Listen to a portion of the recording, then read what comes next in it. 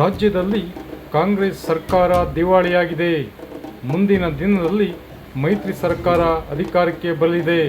ಮಳವಳ್ಳಿ ಪಟ್ಟಣದಲ್ಲಿ ಮಾಜಿ ಪ್ರಧಾನಿ ಎಚ್ ಡಿ ದೇವೇಗೌಡರ ಹುಟ್ಟುಹಬ್ಬ ಕಾರ್ಯಕ್ರಮದಲ್ಲಿ ಮಾಜಿ ಶಾಸಕರಾದ ಡಾಕ್ಟರ್ ಕೆ ಅನ್ನದಾನಿ ಹೇಳಿಕೆ. ಮಳವಳ್ಳಿ ಪಟ್ಟಣದಲ್ಲಿ ಮಾಜಿ ಪ್ರಧಾನಿ ಎಚ್ ಡಿ ದೇವೇಗೌಡರ 94ನೇ ವರ್ಷದ ಹುಟ್ಟುಹಬ್ಬವನ್ನು ಪಟ್ಟಣದ ಕೋಟೆ ಬೀದಿಯಲ್ಲಿರುವ ಶ್ರೀ ಗಂಗಾಧರೇಶ್ವರ ಸ್ವಾಮಿ ದೇವಸ್ಥಾನದಲ್ಲಿ ಮಾಜಿ ಶಾಸಕರಾದ ಡಾಕ್ಟರ್ ಕೆ ಅನ್ನದಾನಿ ನೇತೃತ್ವದಲ್ಲಿ ಅಭಿಮಾನಿಗಳು, ಜೆಡಿಎಸ್ ಪಕ್ಷದ ಮುಖಂಡರು ವಿಶೇಷ ಪೂಜೆ ಸಲ್ಲಿಸಿ ನಂತರ ಸಾರ್ವಜನಿಕ ಆಸ್ಪತ್ರೆಯ ರೋಗಿಗಳಿಗೆ ಹಣ್ಣು ಹಂಪಲ ವಿತರಿಸಿ ಸಡಗರ ಸಂಭ್ರಮದಿಂದ ಸೋಮವಾರ ಆಚರಿಸಿದರು. ಪಟ್ಟಣದ ಗಂಗಾಧರೇಶ್ವರ ಸ್ವಾಮಿಗೆ ವಿಶೇಷ ಪೂಜೆ ಸಲ್ಲಿಸಿದ ಮಾಜಿ ಶಾಸಕ ಡಾಕ್ಟರ್ ಕೆ ಅನ್ನದಾನಿ ಮಾತನಾಡಿ, ನಮ್ಮ ನೆಚ್ಚಿನ ನಾಯಕರು, ಮಣ್ಣಿನ ಮಗ ಮಾಜಿ ಪ್ರಧಾನಿ ಎಚ್ ಡಿ ದೇವೇಗೌಡರು ರೈತರು, ಬಡವರಿಗೆ ಧ್ವನಿಯಾಗಿ 16 ವರ್ಷ ಸುಖ, ಶಾಂತಿ, ಆರೋಗ್ಯದಿಂದ ಬಾಳಲಿ ಎಂದು H D Kumaraswamy, Nikhil Kumaraswamy, H D Revanna ಕುಟುಂಬದವರ ಹೆಸರಿನಲ್ಲಿ ವಿಶೇಷ ಪೂಜೆ ಸಲ್ಲಿಸಿ ದೇವರಲ್ಲಿ ಪ್ರಾರ್ಥಿಸಲಾಯಿತು ಎಂದರು.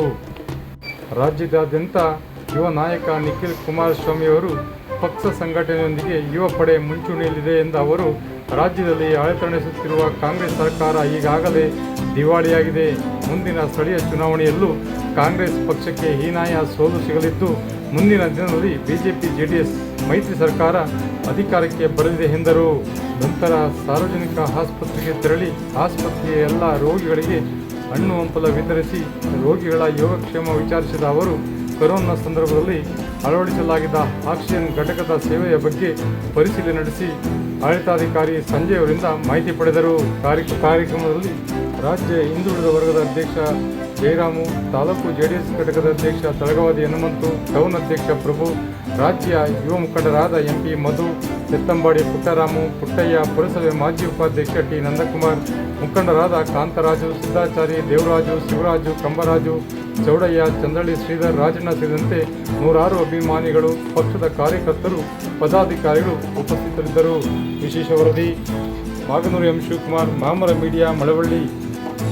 ಯುವ ನಾಯಕರು ಈಗ ಅವರು ಕೂಡ ಪಕ್ಷದ ನೇತೃತ್ವವನ್ನು ವಹಿಸಿಕೊಂಡು ಯುವಕರನ್ನ ಸಂಘಟನೆ ಮಾಡೋದು ಕಡೆ ಗಮನ ಹರಿಸಿ ಈ ರಾಜ್ಯದಲ್ಲಿ ಯುವಕರ ಪಡೆಯನ್ನ ಕಟ್ಟತಕ್ಕಂತ ಮತ್ತು ಪಕ್ಷವನ್ನ ಬಲಪಡಿಸ್ತಕ್ಕಂತ, ದೇವೇಗೌಡ ಸಾಹೇಬರು ಕಟ್ಟಿರ್ತಕ್ಕಂಥ ಜೆಡಿಎಸ್ ಪಕ್ಷವನ್ನ ಬಲಪಡಿಸ್ತಕ್ಕಂಥ ಕೆಲಸವನ್ನ ಶ್ರೀಮಾನ್ ನಿಖಿಲ್ ಕುಮಾರಸ್ವಾಮಿ ಅವರು ಮಾಡ್ತಾ ಇದ್ದಾರೆ. ಮುಂದಿನ ದಿನಗಳಲ್ಲೂ ಕೂಡ ಅವ್ರ ಜೊತೆ ನಾವೆಲ್ಲ ನಿಲ್ತೇವೆ ಅಂತಕ್ಕಂಥ ಮಾತನ್ನ ಈ ಸಂದರ್ಭದಲ್ಲಿ ಹೇಳಿಕ್ ಬಯಸ್ತಾ ಇದ್ದೇನೆ. ಒಂದು ವಿಶೇಷತೆ ಏನಪ್ಪಾ ಅಂದ್ರೆ, ಮಳವಳ್ಳಿ ತಾಲೂಕಿನಲ್ಲಿ ನಿಖಿಲ್ ಕುಮಾರಸ್ವಾಮಿ ಅವರ ಆಶಯದಂತೆ ಯುವ ಮುಖಂಡನನ್ನ ತಾಲೂಕು ಅಧ್ಯಕ್ಷರನ್ನಾಗಿ ಮಾಡಿದ್ದೇವೆ.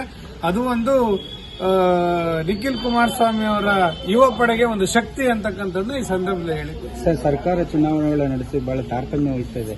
ಅವ್ರ ಕೈಯಲ್ಲಿ ಸೋಲ್ತೀವನ್ ಗೊತ್ತು. ಅವರು ಸರ್ಕಾರದವರು ಯಾವ ಚುನಾವಣೆ, ಗ್ರಾಮ ಪಂಚಾಯತಿಯಿಂದ ಹಿಡಿದು ಎಲ್ಲಾ ಚುನಾವಣೆಗಳಲ್ಲೂ ಕೂಡ, ಈಗ ಕಾರ್ಪೊರೇಷನ್ ಆಗಿರ್ಬೋದು, ನಗರಸಭೆ, ಪುರಸಭೆ ಆಗಿರ್ಬೋದು, ಜೆಡ್ಪಿ, ಟಿಪಿ ಆಗಿರ್ಬೋದು, ಯಾವ ಚುನಾವಣೆಗೆ ನಿಂತರೂ ಕೂಡ ನಾವು ಸೋಲ್ತೀವಿ ಅಂತ ಹೇಳ್ತಕ್ಕಂಥ ಒಂದು ಮಾಹಿತಿ ಇದೆ. ಅವ್ರಿಗೆ ಇಂಟೆಲಿಜೆನ್ಸ್ ಅವ್ರ ಹತ್ರನೇ ಇದೆ. ಆ ಉದ್ದೇಶದಿಂದ ಇವರು, ಈ ಕಾಂಗ್ರೆಸ್ನವರು, ಯಾವುದೇ ಸ್ಥಳೀಯ ಸಂಸ್ಥೆಯ ಚುನಾವಣೆಗಳನ್ನ ಮಾಡಲಿಕ್ಕೆ ಅವರು ಮುಂದೆ ಬರ್ತಾ ಇಲ್ಲ.